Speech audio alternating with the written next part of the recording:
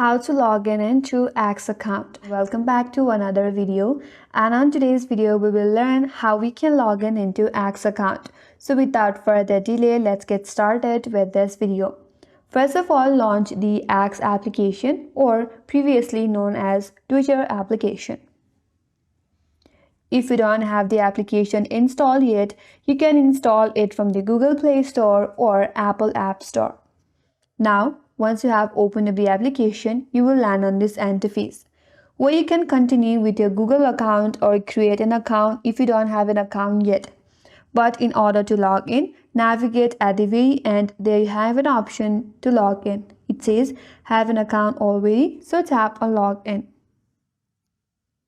Now to get started, you have to enter your phone number, email or username associated with your account.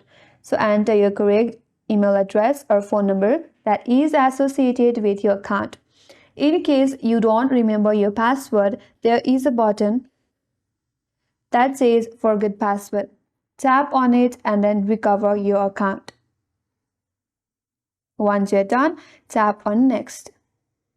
Now you have to enter your password. So provide the correct password associated with your account.